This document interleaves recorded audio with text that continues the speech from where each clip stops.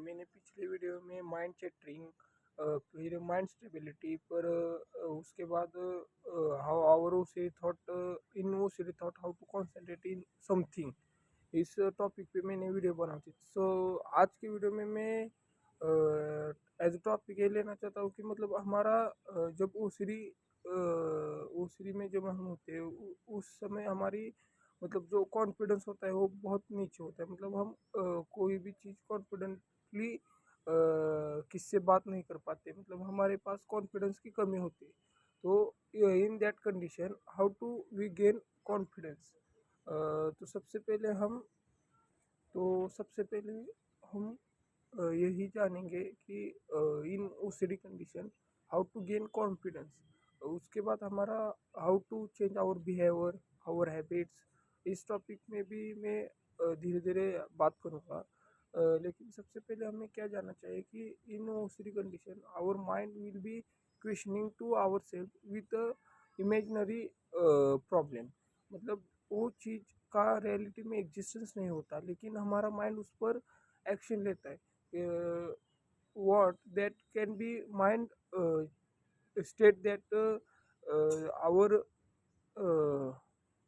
imaginary problem is a real problem। मतलब हमारी mind को जो रियल प्रॉब्लम है और जो इमेजिनरी प्रॉब्लम है उसके डिफरेंस नहीं पता है।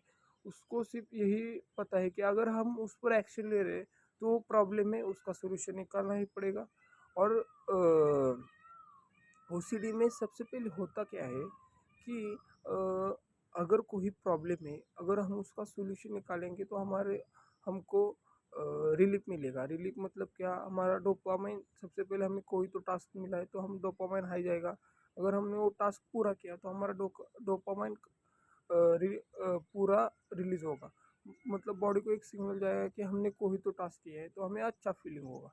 लेकिन ओसीडी प्रॉब्लम में क्या होता है, वो जो प्रॉब्लम है वो रियलिटी में एग्जिस्टेंस नहीं करते, उसका कोई सॉल्यूशन भी नहीं है।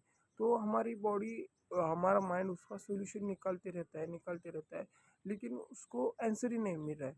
मतलब क्योंकि वो, मतलब हम क्या सोच रहे हैं, सूरज हमेशा इससे आता है, वैसे सनसेट होता है। लेकिन हमारी बॉडी क्या बोल रही है, उस इन आवर इमेजिनरी थॉट सूरज नॉर्थ से आता है तो हम सबसे पहले एक दो दिन उस वैसे परसेप्शन लेके देखेंगे। लेकिन रियलिटी में सूरज जिस साइड से आ रहा है उस साइड से वो आएगा। तो उससे हम हमारी बॉडी को क्या लगेगा, प्रॉब्लम, मतलब हमारी माइंड का कैसा है, अगर उसको कोई प्रॉब्लम दिया तो उसको सोल्यूशन भी हमें निकालना पड़ेगा। तो ये हमारी बॉडी रिलीफ होती है, नहीं तो बॉडी माइंड चैटरिंग में जाती है और उससे सोल्यूशन नहीं मिलता, हम सिर्फ एक लूप में फंसे रहते हैं। तो सबसे पहले हमें क्या जानना है, कौन सी भी प्रॉब्लम है, अगर उसका सोल्यूशन आपको नहीं समझ में आ रहा है तो सबसे पहले हमें एक पेन पेपर लिख कर उस प्रॉब्लम को लिखना है। फिर प्रॉब्लम को लिख के उसके कितने सोल्यूशन आएंगे वो हमें लिखना है। क्योंकि क्या होता है हमारे माइंड में जो, मतलब क्या बोलते हैं, बहुत, अभी मैथ का कोई प्रॉब्लम होगा जो हमें मतलब ओरली नहीं बता सकते, तो हम उसके बारे में माइंड में कितने बार भी सॉल्व करने के प्रयास करेंगे फिर भी हमारा गलत ही आएगा। तो हमें क्या करना है, उसको पेन पेपर पर लिख के सॉल्व करेंगे तो वो सिंपल हो जाएगा। तो हमें वो वैसे ही करना है, जो भी कॉम्प्लिकेटेड थिंग हमें लग रही है तो उसको उसको सबसे पहले हमें क्या करना है, सिंपल फॉर्म में करना है। और सिंपल फॉर्म में करके फिर उसके सॉल्यूशन जानना है। और उसके बाद हमें क्या करना है, माइंडफुलनेस। मतलब माइंडफुलनेस मतलब क्या, मैं एक 20 सेकंड मेडिटेशन लूँगा।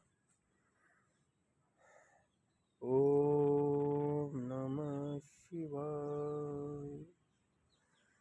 ओम नमः शिवाय। ओम नमः शिवाय। ओम नमः शिवाय। ओम नमः शिवाय। ओम नमः शिवाय।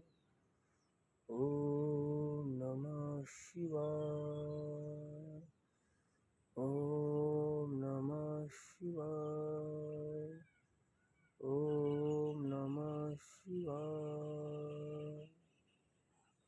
जब हम ऐसा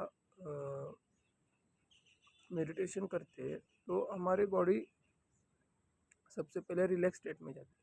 तो हमें उसके साथ माइंडफुलनेस मतलब क्या, मेरे पास जो भी है वो बहुत है, मुझे ईश्वर ने जो भी दिया है उसमें मैं सेटिस्फाई हूँ।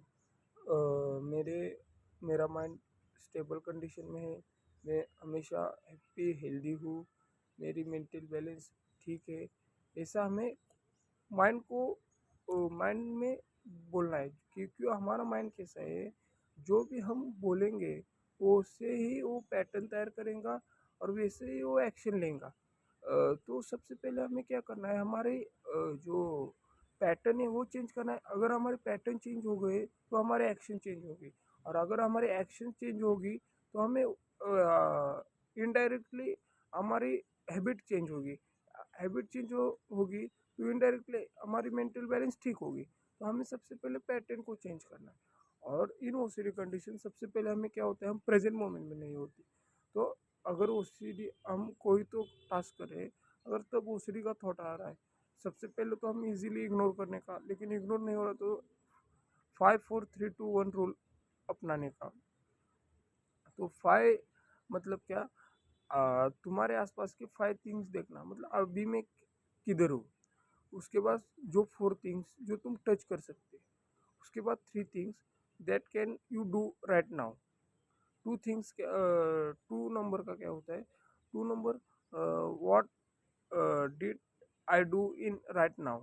और 1 नंबर का क्या है, मैं तो प्रेजेंट मोमेंट में हूँ। तो प्रेजेंट मोमेंट में हमें सबसे पहले हमें कोई तो टास्क देना है।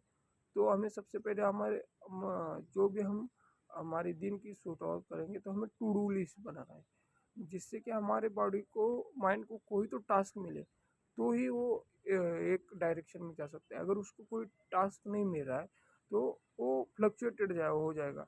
जो उसको लगेगा मैं ये करूँ, उसमें जो भी पैटर्न है वैसे उसके थॉट आएंगे और वैसे ही उसका पैटर्न बनता रहेगा। तो सबसे पहले हमें यही जानना है कि हमारे माइंड आखिर सोचता कैसा है। तो अगर हमने पैटर्न, हमारी बिलीफ सिस्टम चेंज करी तो हमारे एक्शंस इनडायरेक्टली चेंज हो जाएंगे, तो हमें इनडायरेक्टली उसके रिजल्ट मिलते जाएंगे। तो सबसे पहले हमें माइंडफुलनेस की प्रैक्टिस करनी है, और हमें जितना हो सके उतना नेचर से कनेक्टेड रहना है। तो हमारी बॉडी मतलब इनडायरेक्टली रिपेयर होती रहेगी। और वही एक ही बोलता हूँ, अगर इन ओसीडी कंडीशन हम बहुत माइंड से बहुत वीक होते हैं। अगर कोई कि हमें कुछ बोला तो हम उसके बारे में बहुत देर सोचते रहते हैं, उसके बारे में बहुत देर थिंकिंग करते हैं। तो हमें ऐसा ना करके हमें सिंपली वो जो कुछ बोला हो वो सबसे पहले तो हमें पर्सनली नहीं लेना है, उसको as a distance, as a boundary समझ के, अगर वो तुम्हें मेंटली हार्म हो रहा है तो उसे बाउंड्री समझ के उसे बाहर ही रखना है, ना कि माइंड में लेने का। तो हमें सबसे पहले मेंटली स्ट्रांग होना है, मेंटली स्टेबल होना है, और हमें सबसे पहले खुद पर बिलीव होना है कि मैं कुछ तो कर सकता हूँ, मैं इससे बाहर आ सकता हूँ। अगर हमने ऐसा हमारे माइंड को बोला तो हम सब कुछ कर सकते हैं। तो आज की वीडियो में मैंने ये बताया। आपको ये वीडियो कैसा लगा वो बोले, अगर उस पर कुछ इम्प्रूवमेंट करना होगा तो भी बोले। मैं ऐसे मतलब माइंड रिलेटेड, साइकोलॉजी रिलेटेड और कौन से तो टॉपिक पर हम बात करेंगे अगले वीडियो में। थैंक यू, धन्यवाद, हैव अ नाइस डे।